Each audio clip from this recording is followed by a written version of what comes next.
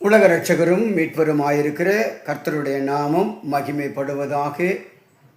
வேதத்திலிருந்து ஒரு வசனத்தை நான் வாசிக்கிறேன், கவனித்து கேளுங்கள்.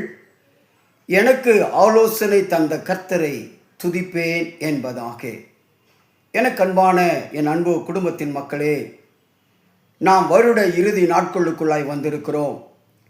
இந்த நாட்களை உணர்வுள்ள நாட்களாக, நம்மை நாமே நிதானித்து பார்க்கிற நாட்களாக எண்ணி தேவனை நோக்கி பார்க்கலாம். இந்த காலங்கள் தேவனோடு நெருங்கி வருவதற்கான ஒரு கிருபைய நாட்கள். ஆகவே நாமும் தாவீதோடு கூட சேர்ந்து கர்த்தருடைய நாமத்தை நாம் மகிமைப்படுத்துவோம். இந்த வேத வசனம் சொல்லுகிறது, எனக்கு ஆலோசனை தந்த கர்த்தரை நான் துதிப்பேன் என்பதாக. எனக்கு அன்பானவர்களே, தாவீது தனது சொந்த அனுபவத்தில் கற்றுக்கொண்ட காரியத்தை தான் நமக்கு இன்றைக்கு கற்றுக் கொடுக்கிறார். மனிதர்கள் கொடுக்கும் ஆலோசனைக்கும் ஆவியானவர் கொடுக்கும் ஆலோசனைகளுக்கும் வித்தியாசம் இருக்கிறது. மனிதன் மனிதனிடத்தில் ஆலோசனை கேட்டு அதன்படி நடக்க விரும்புகிறான். அதனாலே வேதனையும் சஞ்சலமும் வருத்தத்தையே அவன் அனுபவிக்கிறவனாக இருக்கிறான். ஆனால் கர்த்தருடைய பிள்ளைகள் ஆவியானவரிடத்தில் ஆலோசனை கேட்க வேண்டும் என்று வேதம் சொல்லுகிறது. அவர் கொடுக்கும் ஆலோசனையே நிறைவானதாக இருக்கும் என்பதாக. சங்கீதங்களின் புத்தகம் 32:8 நீங்கள் வாசித்து பாருங்கள்.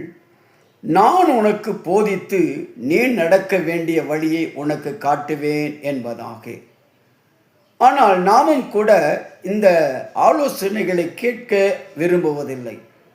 நீதிமொழிகள் 1:30 வாசித்து பாருங்கள். என் ஆலோசனைகளை அவர்கள் விரும்புவதில்லை என்று எழுதப்பட்டிருக்கிறது. நீதிமொழிகள் 1:23 வாசித்து பாருங்கள். என் ஆலோசனையை எல்லாம் நீங்கள் தள்ளி என் கடிந்து கொள்ளுதலை விருத்தீர்கள் என்பதாக. அநேக நேரத்தில் நாமும் கூட இப்படிப்பட்ட காரியத்தை செய்கிறவர்களாக இருக்கிறோம். நீதிமொழிகள் 11:14 வாசித்து பாருங்கள். ஆலோசனை இல்லாத இடத்தில் ஜனங்கள் விழுந்து போவார்கள் என்பதாக. ஆக உங்களுக்கும் எனக்கும் தேவனுடைய ஆலோசனை, ஆவியானவருடைய வழிநடத்துதல் அவசியமாக இருக்கிறது என்று சொல்லி ஆண்டவர் இன்றைக்கு நம்மோடு கூட பேசுகிறார். எனக்கு அன்பார்ந்தவர்களே, கடந்த நாட்களை சற்று திரும்பி பாருங்கள். தேவன் நமக்கு கொடுத்த ஆலோசனைகள் ஏராளம். ஒருவேளை நானும் நீங்களும் மறந்திருக்கலாம். இன்றைக்கு ஒரு தருணம் அவரை நோக்கி பார்த்து மன்றாடுவதற்கு. அன்றைக்கு கானான் ஒரு கல்யாண வீட்டிலே எல்லாரும் கலங்கின போது இயேசுவானவர் கொடுத்த ஆலோசனை அங்கே அற்புதத்தை கொடுத்து வேதனையோடு இருந்த குடும்பத்தின் பிள்ளைகளுக்கு சந்தோஷத்தை கொடுத்தது. 10 குஷ்டரோகிகள் தேவன் கொடுத்த ஆலோசனையில் படி நடந்து கொண்டதனால அவள் சுகத்தை பெற்றார்கள். நியாயாதிபதிகள் 6:14 வாசித்து பாருங்கள். கிதியோனுக்கு கொடுத்த ஆலோசனை அவனுக்கு வெற்றியை கொண்டு வந்தது என்று வேதம் சொல்லுகிறது. தேவ பிள்ளையே, நாமும் மனித ஆலோசனைக்கு இடம் கொடாமல் ஆவியானவரிடம் ஆலோசனை பெற்றுக் கொள்வோமையானால் ஆசீர்வாதத்தின் பிள்ளைகளாயிருப்போம். அவர் கொடுக்கும் ஆலோசனை சிறையிருப்பை மாற்றும், மகிழ்ச்சியை உண்டாக்கும். ஆகவே இந்த நல்ல காலை நேரத்தில் ஜீவனுள்ள தேவனாகிய கர்த்தர் கொடுக்கிற ஆலோசனைக்காக நம் அர்ப்பணிப்போடு காத்திருப்போம். வருகிற புதிய ஆண்டிலே நல்ல ஆலோசனைகளை தந்து அவர் வழி நடத்த அவர் நல்லவராக இருக்கிறார்.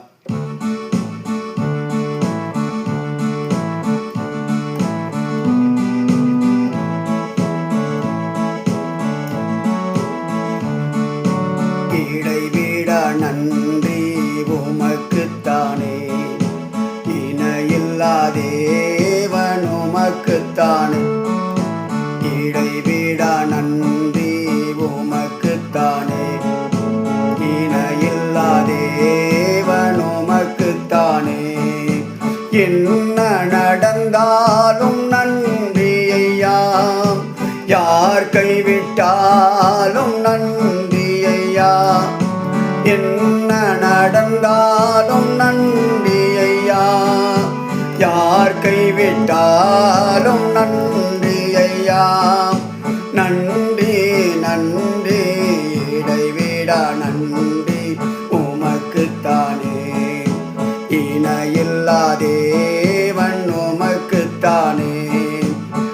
தேடி வந்த தேவனுக்கு நன்றி சொல்லுவோம்.